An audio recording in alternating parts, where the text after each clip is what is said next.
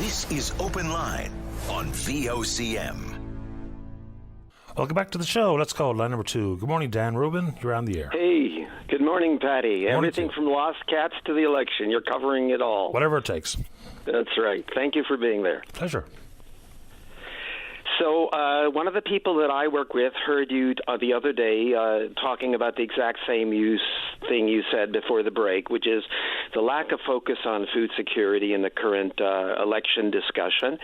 And I decided to call in to tell you that part of the reason for that, although the government has been trying on several fronts to address the fact that 90% of our food is shipped in from off-island, the real progress is happening at the community level. And I'm part of that, so I can tell you about some of the details of what people are doing down here on the dirt. Yeah, please do, because, you know, when we had a poverty reduction strategy in place and working, we had some of the lowest rates of food insecurity in the country. That went by the wayside. Now we have the highest.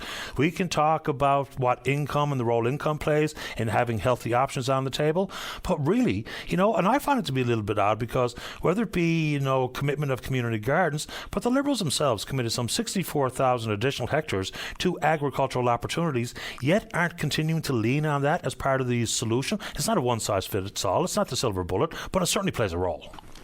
Well, one of the confusions is that when we talk about 10% of our food comes from here, and Perry Trumper a little while ago said, we're doing better. That's gone up to 15%. That's a hollow figure. That's a false statement, because all that he's talking about, the only stat that is in the hands of the public and the government, is the increase in arable land that has been made available through Crown leases. And that doesn't translate necessarily into food production. No. Particularly when that land is forested land, like the land that my good friend Ian Hussey is clearing up at Port Blandford, which takes a lot of work before it's ready to produce any kind of food, because he has to take down the trees first, you understand. Mm-hmm. So the two groups that I'm now part of have grown out of a recognition of the need you're describing, and they are called the Earth Sheltered Greenhouse Project, and that's a project funded by Memorial University and the federal government in partnership with the O'Brien Farm, building an example of what's possible here in terms of year-round food production. So the way I label it is I say it's a greenhouse with its arse in the earth. It's a combination of the traditional root cellar technology and the greenhouse design. And we have a greenhouse we're building now on a hillside at the O'Brien Farm, 14 by 24 feet, that will cost literally pennies to heat because we're using the ground for heat, if that makes any sense. So that's a geothermal source? Yeah, because there's always warmth in the ground, even on a day like today when I'm looking out at the waves breaking on the shore here in Pooch Cove and there's snow on my deck. Down a foot or 2 feet or even 4 feet down where we're laying the pipe for the air intake, there's always warmth. Mm-hmm.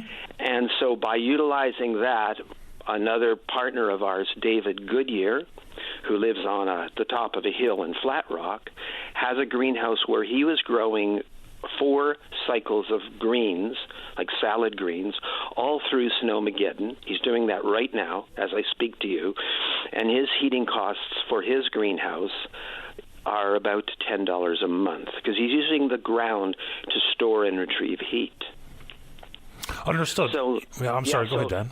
So we're building this structure to show people, and we want people to get all excited about it. And so every outport, we figure, should have a food hub, and a food hub is a greenhouse and a community garden and a composting site, maybe even a cafe where people can start to gather and redefine their communities based around the things that they all need, like food. The other project that I'm part of, it came out of the consultation phase that's helped us build the greenhouse, during which we brought together 21 local stakeholders from all these wonderful groups like Food First NL and Provincial Agri-Foods and local farmers and people from the Indigenous community. And we talked for 10 hours. It was a wonderful thing. And out of that came the realization that there was no group sufficiently politically neutral to act as the needed communications hub. Because here's some statistics that really tell the story. Canadians throw away 60% of our food. Mm-hmm. Like more than half of it gets discarded, lost to waste. Here in Newfoundland and Labrador, currently we have 93 community gardens. Each of those, according to my contacts at Food First, have an average of 30 growers, 30 members, right? Some bigger, some smaller. So you multiply 30 times 93, you end up with more than 2,700 gardeners in the community gardens alone. And each of us, because I'm a gardener, I'm not part of a community garden anymore, but I was, each of us grows, well, a couple hundred pounds of food, no sweat, right? So you multiply those two, and suddenly you realize the community gardens alone are producing 500,000 pounds of food. Extraordinary. And if you add to that hunting and fishing and foraging and home gardens and the market gardeners, some of whom don't register with CRA as farms because they're too small, then you realize that we're already producing 1 million pounds of food per year at the community level, but government doesn't seem to know that, although they've provided some support for community gardens, some small grants, as I think you know. Mm-hmm. I do know, and in the most recent pledge in the Liberals platform is a $100,000 donation to community gardens. That's wonderful, actually. Absolutely, any injection of cash. Let me just interrupt you and finish this. So what we've formed is the nonprofit group to provide the information hub so that growers, gardeners, farmers, everybody can talk to each other, and so that that sharing of information can improve and expand what we grow. And that group is called Food Producers Forum Incorporated. It's a registered nonprofit, and all those listening can find out all about it by going to our website, foodproducersforum.com, because we're building an online encyclopedia and meeting place for food production of all kinds. It's remarkable. Yeah. We went from homesteading, small farms, small gardens, not necessarily community, and then all of a sudden the landscape changed dramatically, and it was mega farms, massive corporations taking on a large part of it. Now, thankfully, the pendulum is swinging back. So the popularity of homesteading and community food sharing and the like is going to have to be a big part of addressing our food insecurity problems. I'm glad you mentioned Food First NL, because, they've got the right idea when it comes to how we can expand the market for locally produced product, put it in places where it is needed as a healthy, tasty option, the problems of schools, hospitals, long-term care facilities, because without some of those programs, it might not be just a case of if you build it, they will come, because for so many small operations, if you don't have a secured market for your product, it's taken a real leap of faith to get into the business, because it is a labor of love, and it's not an easy task to be involved. So I'm glad that the pendulum is swinging the other way, and discussions like we're having now will go a long way to put the politicians in a better understanding of how important it is and how important it is for them to be on side with how they craft a policy. Exactly. When the people lead, the leaders will follow, and you've hit the bullseye with your comments right now, because the pendulum is hugely swinging the other way. I've been leading garden workshops for the last 10 years here in Pooch Cove and also in St. John's and out in Salmoneer, and for the staff of Nalcor and the community centers. I've had 800 participants in the past 10 years.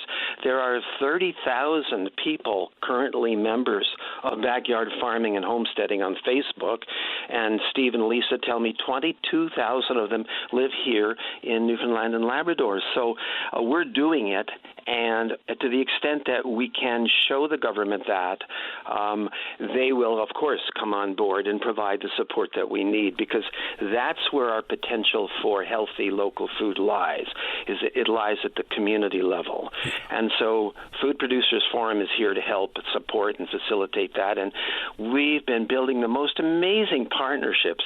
Just yesterday, I talked to a young couple living on Fogo Island who are starting a farm there. I know of another young couple in Port Blandford. I know of a couple in Gambo, people all over the province. And it is not large-scale industrial agriculture, although we're connecting with all the farmers doing it on that scale as well and honoring their work, because you're right, it is hard work. But where we're going to really be able to make progress in food production, food security, community health, and food justice is at the community level. So that's what we're doing. No argument. My grandfather, on my mother's side, Steve Neary, was the largest carrot producer on the Avalon. I just wanted to throw that out there. And I didn't know that. Largest carrot producer? Yeah. Holy God. Yeah, he's farmed down in Neary's Paddy. Pond in Portugal Cove. Yeah. So the issue of year-round, I think, is also fascinating. So whether it be the project you describe on O'Brien's farm, the partnership between, I think it's called Iron East or Iron Earth, and the That's Autism right. Society is also fascinating, and which points me back to Sprung wasn't a political mistake, it was simply ahead of its time. We have the technology and the opportunity to do it. Sick of hearing about Sprung in response to the word greenhouse, because it was just a bunch of strategic mistakes. That's but it. It does not in any way invalidate the value of greenhouses and hydroponics.